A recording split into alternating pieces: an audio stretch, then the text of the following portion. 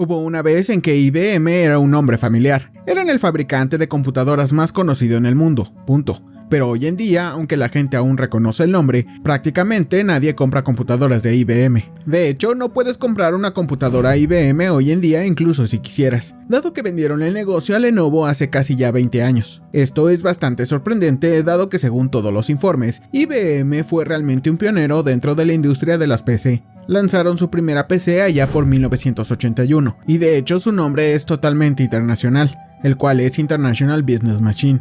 Sin embargo, a finales de la década de 1980, IBM estaba perdiendo rápidamente cuota de mercado frente a los recién llegados como Dell y Compaq. Incluso el sistema operativo que financiaron se convirtió en Microsoft. Esta tendencia a la baja empeoró con la década de 1990, ya que IBM llegaría a publicar el peor trimestre de la historia corporativa, perdiendo $4.96 mil millones. La capitalización de mercado de IBM se reduciría a la mitad, mientras que el S&P 500 casi se duplicaría. Afortunadamente para IBM, la burbuja de las .com les daría un respiro, ya que los inversionistas fueron bastante indulgentes por decirlo menos. Pero cuando la burbuja de las .com se desplomó a principios de la década del año 2000, el enfoque volvió al bajo rendimiento de IBM dentro del mercado de las PC, y esto eventualmente llevó a IBM a deshacerse de su negocio más reconocible. Considerando la situación, pensarías que IBM se dirigía hacia la quiebra o como mínimo hacia un declive doloroso, pero lo contrario en realidad tendría lugar. Los ingresos, las ganancias y la capitalización de mercado de IBM se dispararían, e IBM incluso superaría a Microsoft durante un par de años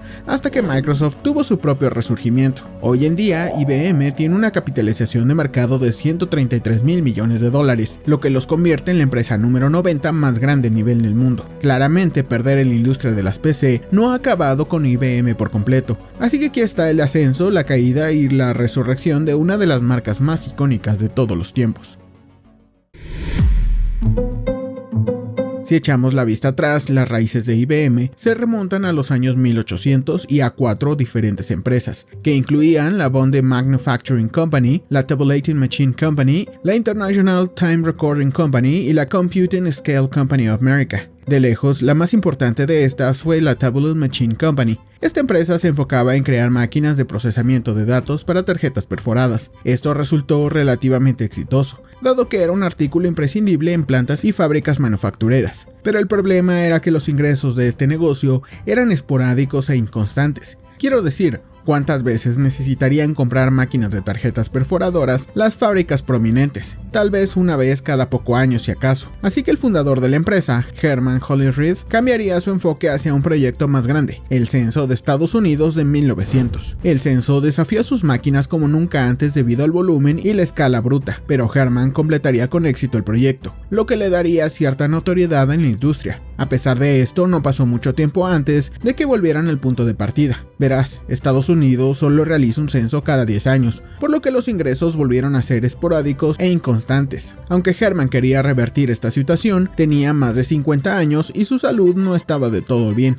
así que decidió vender la empresa a un hombre llamado Charles Flint por $2.3 millones. Flint combinaría esto con algunas otras empresas y crearía una nueva empresa llamada CTR, y muy rápidamente quedó claro que Flint no era un novato en los negocios, no cambió nada técnico sobre la empresa, en cambio, simplemente se centró en expandir los casos de uso y las fuerzas de ventas. Contrataría a un nuevo ejecutivo llamado Thomas J. Watson, y Watson básicamente se convertiría en el padre de IBM. Lo primero que hizo Watson fue contratar a un montón de vendedores y enseñarles las complejidades de las ventas empresariales. Inculcó los valores de orgullo de la empresa, el servicio al cliente imbatible y el profesionalismo. Watson también amplió el alcance de la empresa, pasando de simplemente vender máquinas de tarjetas perforadas a proporcionar soluciones de tabulación a gran escala para corporaciones. Esto resultó ser extremadamente exitoso y Watson terminaría duplicando los ingresos de la empresa en tan solo 4 años desde que asumió el cargo. Muy pronto, CTR comenzaría a expandirse internacionalmente a Europa, Sudamérica, Asia y Australia. Watson también se centraría en la marca y la imagen pública de la empresa. Uno de sus primeros esfuerzos de marca fue crear un lema de la empresa, y para esto simplemente reutilizaría un lema que había pensado en su último trabajo: Think, piensa. Es posible que reconozcas este tema hoy en día con Lenovo ThinkPad. De todos modos, Watson tenía un lema de la empresa, pero todavía había algo que realmente le molestaba. Watson odiaba el nombre CTR. sentía que era torpe y limitante, así que en 1924 cambiaría el nombre de la empresa a IBM o International Business Machine. Parece que este cambio de nombre puede haber sido un poco desafortunado, ya que la Gran Depresión llegaría no mucho después. La Gran Depresión golpearía duro a IBM, dado que los negocios estaban colapsando por todas partes y dado que IBM era un negocio business to business. Tuvieron un momento extremadamente difícil para mantener los clientes. Sin embargo, Watson no entró en pánico. Era un firme creyente en la idea de que si tenías un gran equipo que construía productos útiles, la demanda seguiría. Watson no solo contrató más empleados durante la Gran Depresión, sino que incluso aumentó sus beneficios. IBM fue una de las primeras empresas en proporcionar seguro de vida grupal, beneficios para sobrevivientes y vacaciones pagadas. Pero a pesar del enfoque positivo de Watson, los efectos de la Gran Depresión eran evidentes en IBM. IBM estaba acumulando un inventario masivo de equipos de tabulación sin un mercado al que vender, pero como Watson esperaba, eventualmente surgiría una oportunidad y esta sería enorme. En 1935, la FDR firmaría un efecto de ley de seguridad social que requería el tabulador de los registros de empleo para 26 millones de personas. IBM fue la única empresa que licitó por este contrato y al final de la depresión, IBM evolucionaría de ser una empresa de tamaño mediano a ser un líder en la industria, y su dominio solo crecería con el inicio de la Segunda Guerra Mundial, ya que el equipo de tabulación de IBM resultaría fundamental en la guerra. Las fuerzas aliadas utilizaron ampliamente el equipo de IBM para unidades móviles de registros, balística, contabilidad y logística, y por supuesto tarjetas perforadas. Para mantenerse al día con toda esta demanda, IBM aumentaría exponencialmente su capacidad de fabricación, abriendo fábricas en todo el noreste y California. A pesar de todo este crecimiento, Watson tenía un temor en el fondo de su mente. ¿Qué pasaría cuando la guerra llegara a su fin y el gasto gubernamental se redujera sustancialmente? Watson comenzó a abordar este tema desde el principio para prepararse lo mejor posible. Aumentó la presencia internacional de IBM y desempeñó un papel importante en la formación de la Corporación de Comercio Mundial. Pero resultó que ni siquiera se necesitaba toda esta preparación. Tan pronto como terminó la Segunda Guerra Mundial, Estados Unidos se sumergió en plena Guerra Fría. El gobierno ya no necesitaba tanto equipos de tabulación. Lo que querían era una máquina altamente inteligente, también conocida como una computadora, y esto es lo que metió a IBM en el juego de las PC. Desafortunadamente, Watson no llegaría a ver esta evolución, ya que fallecería en 1956, pero sentó las bases para la incursión de IBM en el mercado de las PC. Justo un año después de la muerte de Watson, IBM introduciría el lenguaje de programación Fortran. IBM seguía esto con una serie de computadoras como la IBM 1401 y la IBM 1403, pero el avance no ocurrió hasta 1964, cuando introdujeron el sistema IBM 360. La característica que destacaba de esta computadora era el hecho de que el hardware y el software ya no estaban integrados. En otras palabras, podías actualizar y cambiar el software. Esto resultó ser fundamental para la NASA y la NASA terminaría utilizando computadoras IBM para llevar a los primeros humanos a la Luna en 1969. Esta fue sin duda la era dorada para IBM, pero los temores de Watson de hace 25 años comenzarían a materializarse a medida que el gobierno reducía drásticamente el gasto después de ganar la carrera espacial.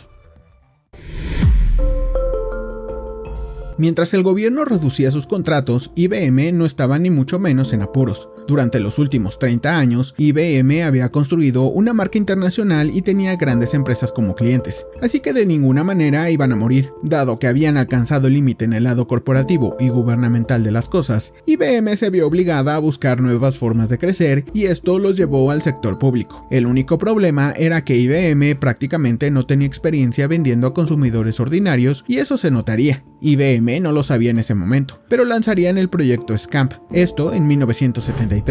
Este proyecto es lo que eventualmente conduciría a la introducción de la primera computadora personal de IBM en 1981, la IBM 5150. Esta computadora resultó ser un gran éxito porque hizo que las PC fueran relativamente asequibles por primera vez. La 5150 se lanzó a un precio de $1,600, y aunque eso de ninguna manera era barato, ya que equivaldría a $5,200 el día de hoy, era mucho más barato que todo lo demás en el mercado. El Xerox Stars, por ejemplo, costaba la sorprendente suma de $16,500, mientras tanto el Apple Macintosh costaba $2,500, así que para los clientes orientados al presupuesto, que son la mayoría, la 5150 era la opción principal.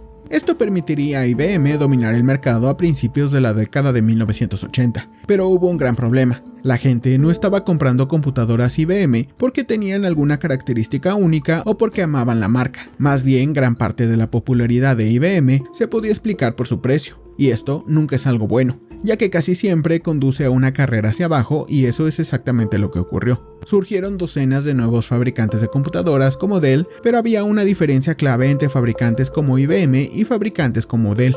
La diferencia era que empresas como Dell, que realmente no eran fabricantes de computadoras en absoluto, eran en realidad ensambladoras de computadoras. No creaban nuevas arquitecturas, ni reunían software, ni nada de eso. Simplemente adquirían las piezas más baratas del mercado, instalaban MS2 y listo. Esto le permitiría competir con IBM a márgenes significativos. El Dell Turbo, por ejemplo, costaba apenas $795, que era la mitad del IBM. Y dado que IBM no había construido ninguna lealtad a la marca, la gente cambiaba estas computadoras más baratas en un instante. Y la verdad era que IBM simplemente no podía competir con esos precios. Simplemente tenían muchos más gastos generales de inversión y de desarrollo. IBM tampoco quería rendirse, así que simplemente se mantuvieron cerca mientras su cuota de mercados de PC disminuía año tras año tras año. Ya no sería hasta después de la burbuja de las .com que finalmente decidirían tirar la toalla y vender su negocio de PC a Lenovo, y eso marcó el final de la incursión de IBM en productos de consumo. Aunque IBM había sido destruida en el mercado de PC para consumidores, su negocio comercial aún lo estaba haciendo bien, así que decidieron apostar por los clientes comerciales, y esto los llevó a una nueva mina de oro, que eran los servidores, bases de datos y por supuesto la computación en la nube. Muy pronto IBM comenzó a dar vueltas a las cosas y parecía que IBM había resucitado por completo. Pero no todo es color de rosa para IBM, porque su libertad dentro del mercado de la nube no duró mucho. Desde entonces, básicamente todas las compañías bajo el sol se han sumado al mercado, ya sea Apple, Google, Dell, Oracle o Microsoft. Todos quieren una parte del pastel, y esto ha llevado a IBM a perder gran parte de sus ganancias en la nube. De hecho, IBM está muy en tendencia a la baja una vez más. En los últimos 10 años, los ingresos de IBM casi se han reducido a la mitad, pasando de más de $100.000 millones a apenas $60.000 millones. Una historia similar se puede ver con sus ganancias netas también, que han disminuido en más de $15.000 millones a solo $1.2 mil millones. Parece que los inversores aún le están dando a IBM un buen crédito, ya que han logrado mantener un índice de precios sobre beneficios de más de 100, pero si IBM continúa mostrando un rendimiento mediocre, no está claro cuánto tiempo más los inversores les darán margen de maniobra. Pero eso es lo que pienso.